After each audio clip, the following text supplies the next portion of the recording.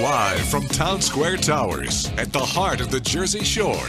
Wake up with Jeremy Grunin. Get up, get out, do something. Join the conversation. 732-505-1160. News Talk Radio WOBM AM 1160 and 1310. Listen online at WOBMAM.com.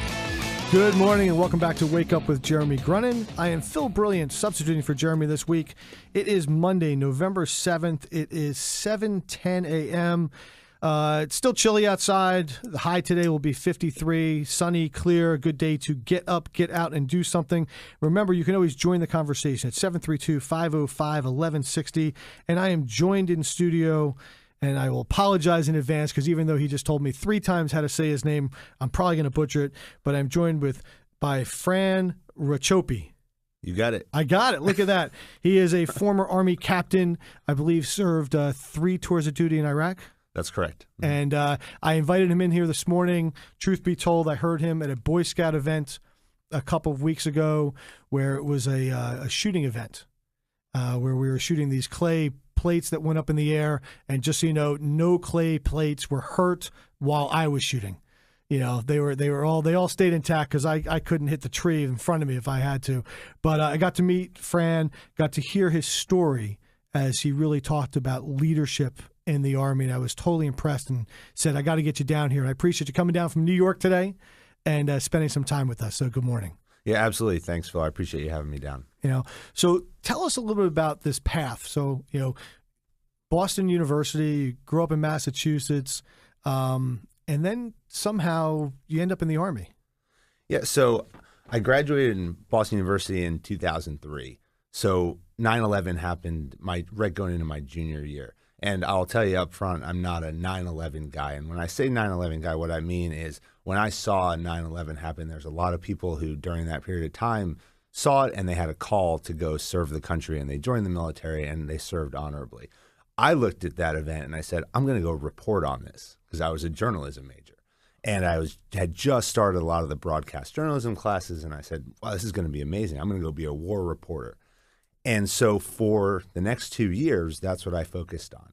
And as I came up towards the end of my senior year and really started looking at going into journalism, I had been reading books and covering the war really from the academic perspective in school. And I started to see these guys with long hair and beards riding horses and really making a difference in Afghanistan and then out in Iraq. And I said to myself, I can go do that and really make a difference versus reporting on it. And if I want to go report on it, maybe I can always do that later. So when I graduated, I had applied to officer candidate school. I had been accepted. And in October of 2003, I went off to basic training and ended up becoming branch and infantry officer. Spent a couple years in the infantry, deployed to a year for Iraq during that time. Came back and then said, you know, this has been an amazing experience. I loved being a platoon leader where I was in charge of 41 infantrymen. And I said, but I think I need to go chase those guys with the beards and the long hair and, you know, ride some horses and really do something. And I put in my application to go to Special Forces. I was selected. I went to the 3-week selection course, made it through that, and then went to the about 15 months of training at the Special Forces qualification course and made it through, and then was sent out to 10th Special Forces Group at Fort Carson, Colorado. Oh, wow. Okay. And you spent how long out there? I spent as a Green Beret from 2009 until this last January. Wow. So in total, 2003 until January 2016. So like 13 years of your life spent protecting this country. Yes. And serving for this country. So first of all, thank you very much. You know, I think that is amazing. And I think your decision path, I mean, most people, again, I have 3 daughters. My youngest is a freshman in college.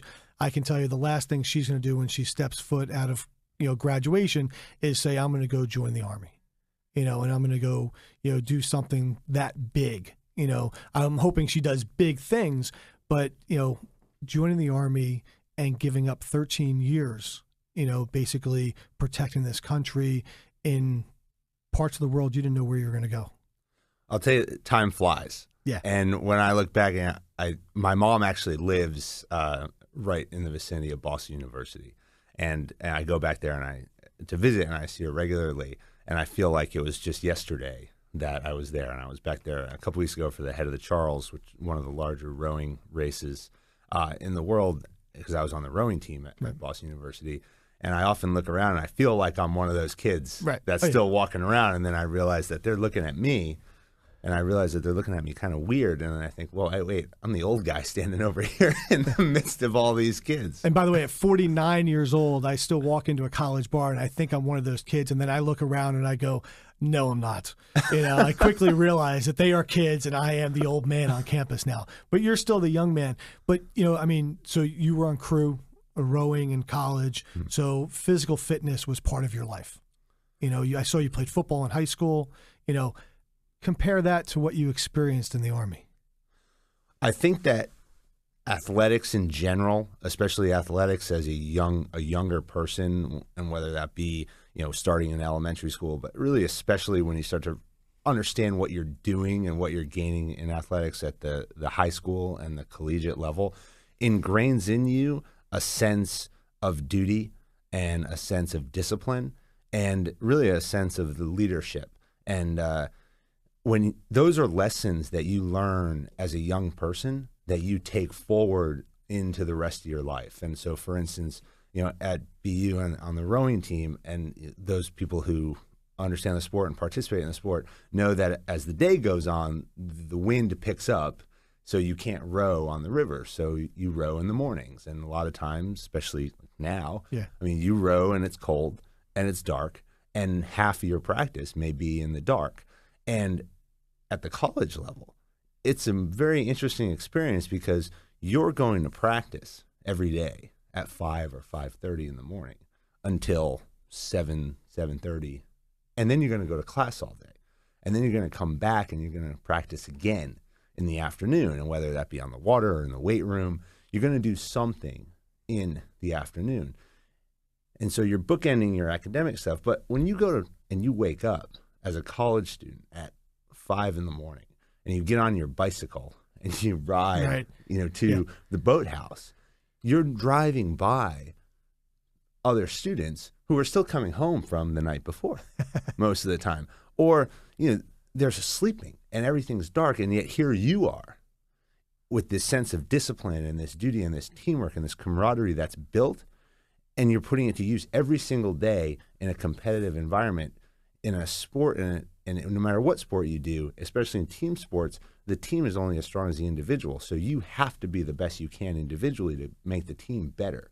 And that's what you learn through those experiences. Right. So we need to go to break, but I want to take that and how that taught you leadership roles, because I know you didn't become a captain overnight in the Army. So let's take what you took out of college and everything you learned relative to becoming a leader into being a captain. We'll be back in a moment.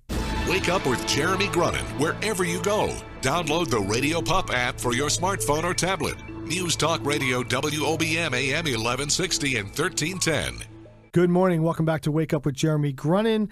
This is Phil Brilliant, and we're continuing our conversation with Fran Racioppi, who is, former Army captain. And when we went to break, and incredible story of kind of dedication and leadership that you were talking about, but on the college days.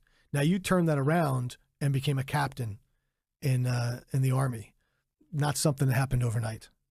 No, it was a lot. I think for me, I'm trying to think now. I became a captain in 2007. So 2003 to 2007, you go through your lieutenant time. That was my time in the infantry, and then in training to be a Green Beret and join the Special Forces. And then in 2007 was when I was promoted to captain, and then completed the training for Special Forces and went off and became a detachment commander for a Special Forces team, where I was in charge of 12 special operators. Yeah, and you tell the story. You're captain. You're in charge of a brigade. I'm not a military guy, so I'm going to butcher all the terms. You're in charge of a team, and you walk into the room the first day. Okay, and you tell the story 2 different times that this happens to you, and the comparison of the two. So tell me that real quick again. I do. So in 2 of my positions, slightly the same but different. First I was when I was a lieutenant, I was an infantry officer in charge of 41 infantrymen, and when I transitioned over to Special Forces, I became a detachment commander in charge of 12 special forces guys. And when I walked into my platoon as a platoon leader, I walked in having gone through about 18 months of training where I had gone and learned how to be an infantry officer, learned how to be an officer in general. I had gone to Ranger School. I had gone to Airborne School. I had gone to some specialized courses. And when I walked in that room, I really thought that I was the man, right. That I was untouchable, and that everybody in there was going to instantly respect me because I was the one who was now going to be their leader. And what I realized when I walked in that room and kind of nobody looked at me for a few seconds, and I stood there, my chest held high, and I looked around, and what I realized was that, everybody sitting in this room was a lot more experienced and better trained than I was at that point in time, because that was a room of infantrymen who had been to Iraq, some had been to Iraq and Afghanistan at this point in 2005, and here I was, fresh out of school, the green face, and it didn't matter what I thought, because what mattered was that I was going to be there to be a part of these guys' team and to help this platoon become better, or I was going to be a hindrance to them as they prepared and trained to go forth, into another tour into Iraq, and that I had to be a part of that team, and I had to learn from them. And I wasn't there to just simply be in charge. It was there to help that team become better. So when I went forward, and I kind of had the similar situation when I took over my Special Forces team several years later, before I walked in that door that first day, I put my hand on the handle, and I stopped myself, and I remembered back, and I said, right. When I walk in here, I think I should probably maybe put a smile on my face and walk in and see what happens. And I was so thankful that I did, because when I walked in that room and I was introduced to the different, I'll call them characters, but they're some of my best friends in the world that I trust more than anyone. When I walked in, they introduced themselves, and the guy, his name was Rudy, who was my team sergeant, asked me how long I'd been in the Army, and I said, well, I've been in the Army 5 years. He looked at me and laughed and said, well, I've been in 10 Special Forces Group for 20.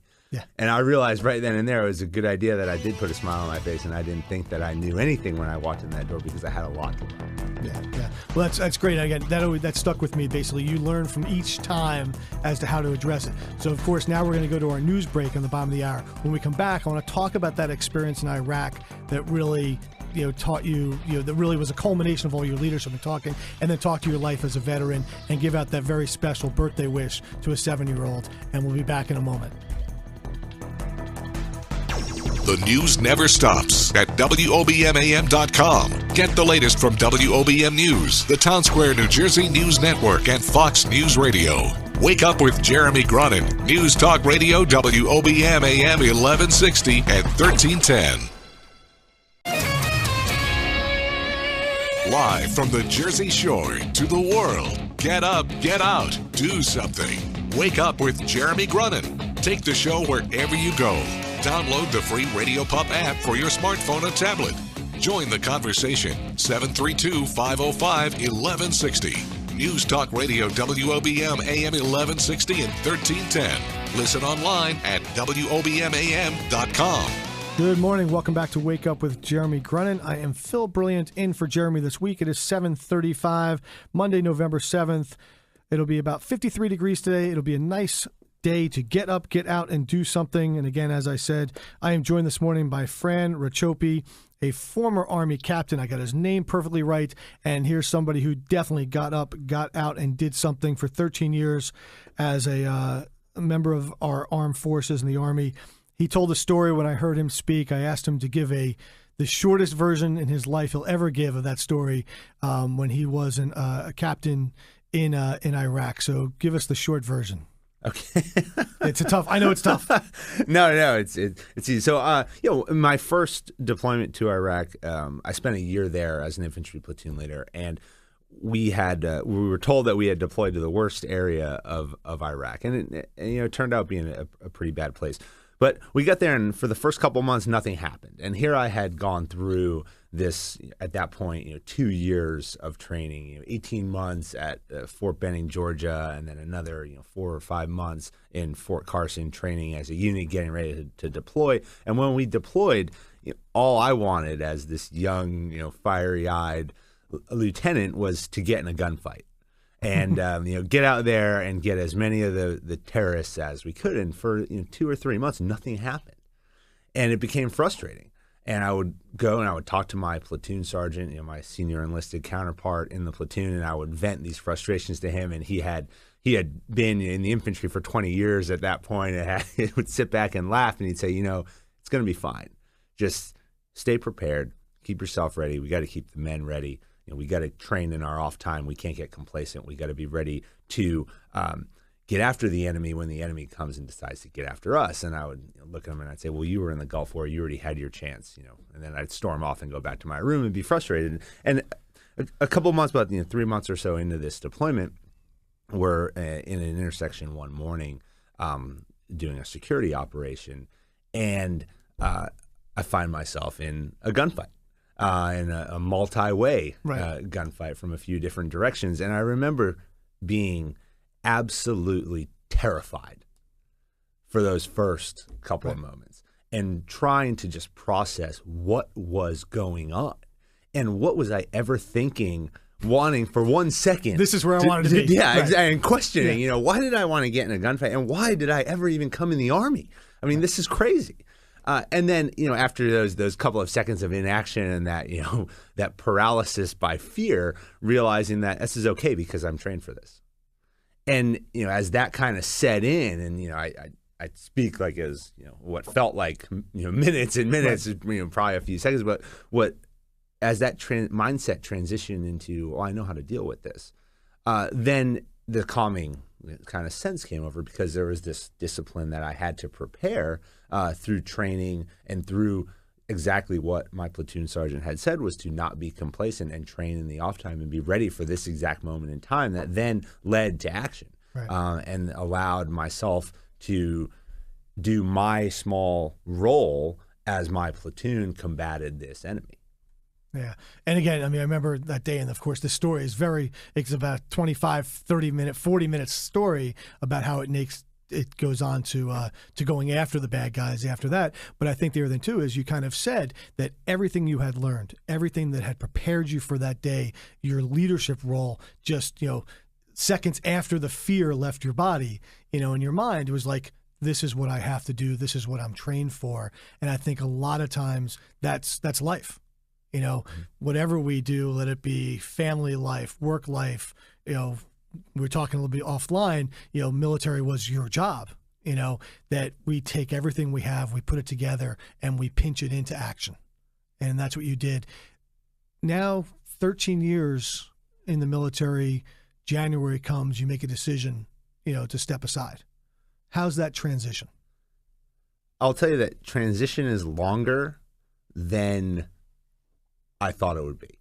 And I think, as I've met more and more veterans throughout the community, that's kind of the resonating thought process of everybody. And I think that when you go through the transition process and you're getting ready to get out, they show you the videos, you read the books, and are they still VHS videos? Yeah, no, I think we've actually put them online now. Okay. But you look at it and you say, well, that's not going to be me.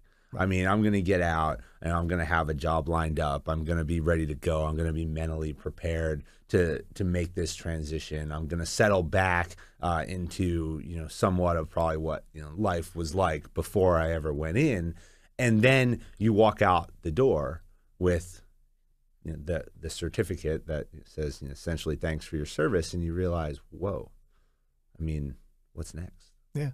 And even though those things are in place, now it's a process of figuring out, well, what does all that look like in this new environment where you're concerned about a lot of things that you just really weren't before? Because in the military, they do it's a very defined track for the most part. And when you sit in a certain position and you look at what's going to be next over the course of the next year, 3 years, 5 years, 10 years, you really understand There's like, a choice of 2 or 3 jobs that you're going to have.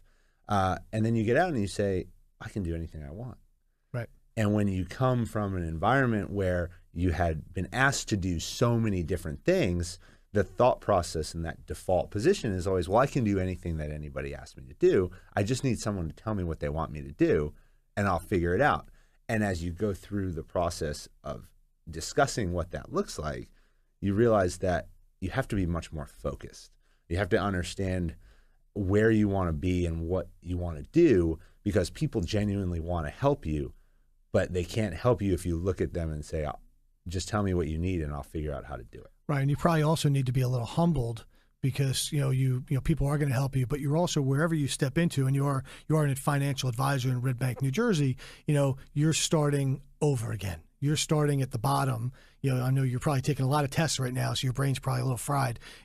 But you're making your way, and you're now building a life and a business outside of the Army, and people are there to help you.